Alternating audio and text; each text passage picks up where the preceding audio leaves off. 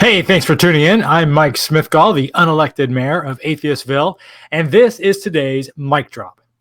Today's subject is Pastor Doug Wilson, a man on a decades-long mission to turn America into a Christian nation and eventually the entire world into a Christian nation. We'll get to that in a minute. And somehow, instead of being laughed out of polite society, he's now rubbing elbows with high-ranking members of the government.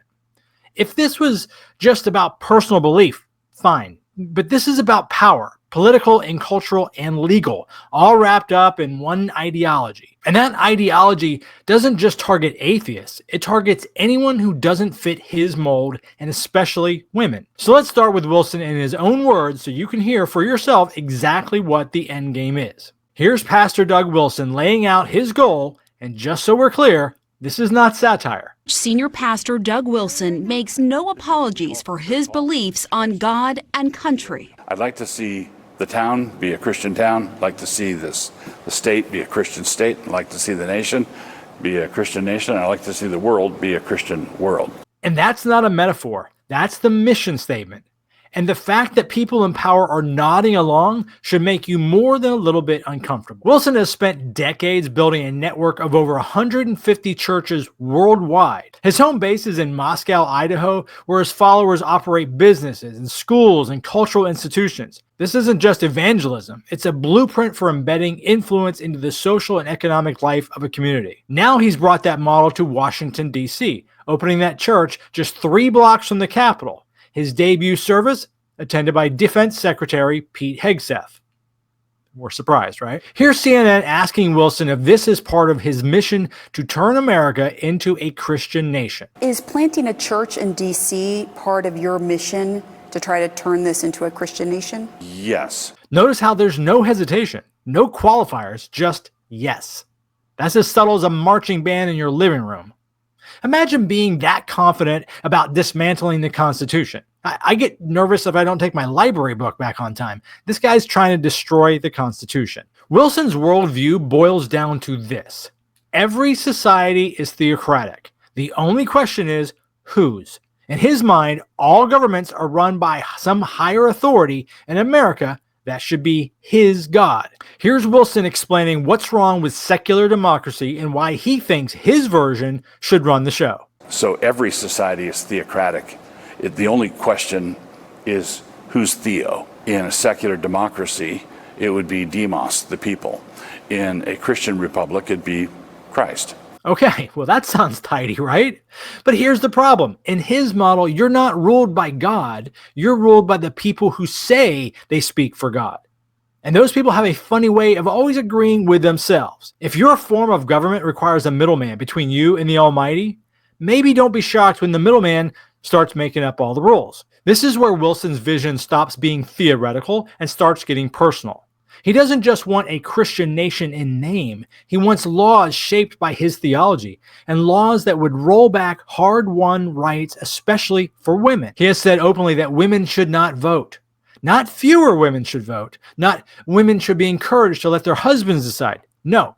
People in his church, leaders in his church, have said they want to repeal the 19th Amendment. Here's Wilson and his fellow pastors, in their own words, on women voting. Wilson says in his vision of a Christian society, women as individuals shouldn't be able to vote. His fellow pastors, Jared Longshore and Toby Sumter, agree. In my ideal society, we would vote as households. And I would ordinarily be the one that would cast the vote, but I would cast the vote having discussed it with my household. But what if there's your wife doesn't want to vote for the same person as you? Right. Well, then that's a great opportunity for a good discussion. There are some who have gone so far as to say that they want the 19th Amendment repealed. I would support that. And I'd support it on the basis that the atomization that comes with our current system is not good for humans. This would be the kind of thing that would be laughable if he didn't have real influence, but he does. And he's not shy about saying it out loud. And it's not just the vote. Wilson's theology says women must submit to their husbands, can't lead in church or government, and should focus primarily on childbearing, because nothing says limited government like deciding who's allowed to make decisions about their own life. This isn't rhetoric anymore. It's now tied to political figures, policy discussions, and a network actively expanding in the nation's capital. When asked how far off a Christian theocracy may be, Wilson didn't flinch. He did say 250 years, which sounds like an incredibly long time, but it also gives you insight into what his thoughts are. He has a long-term plan. Here's Wilson explaining his timeline for reshaping America. How far off do you see a Christian nation, like a full-on Christian theocracy? Oh, 250 years. 250 years. Yeah, honestly, that's yes. What you see. But you do think it will happen? Yes, I do. We're not going to usher in anything ourselves. We're really genuinely pioneers. And here's the kicker. He doesn't have to win tomorrow. The goal is incremental.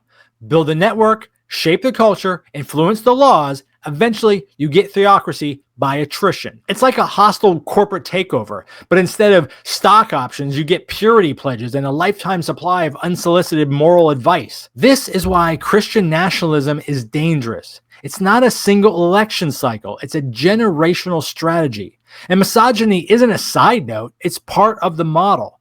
Limit who can lead, who can vote, who can speak, and suddenly dissent is a lot harder to organize. Even if you're Christian, if you're not Wilson's kind of Christian, you're still on the outside.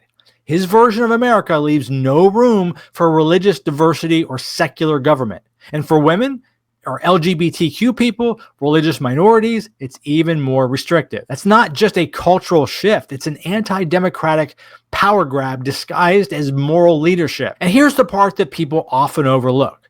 Movements like this gain traction because they feel too fringe to matter, right up until they have their hands around your throat. Think of it like this. You remember several years ago when there was that tsunami in Asia? People were amazed. They looked way off in the distance and they thought, well, that's weird. That huge wave is way out there. Before you know it, that huge wave was on top of them, crushing them. That's exactly what happens in this situation. Whether you care the most about the political threat, the misogyny, or the erosion of pluralism, the danger is the same. Once laws are written to match a single theology, your personal freedoms are only as safe as your alignment with that theology. And one last thing. When someone tells you exactly how they would restructure your country, believe them. Doug Wilson isn't shy about his plans, and neither are the people giving him platforms in the halls of power. The question isn't whether they'll try to do it. The question is whether the rest of us will be paying attention while they do it. All right, that's my 2 cents, unblessed and unfiltered. Agree or disagree, that's what I got for you today. So let me know what you think in the comments. And if you enjoyed the show, hit like, subscribe, and share it with someone else that you think might appreciate it. And hey, if someone you know would make a great guest, reach out. Let's connect. Until next time, take care. And remember, reason and compassion go a very long way. Take care.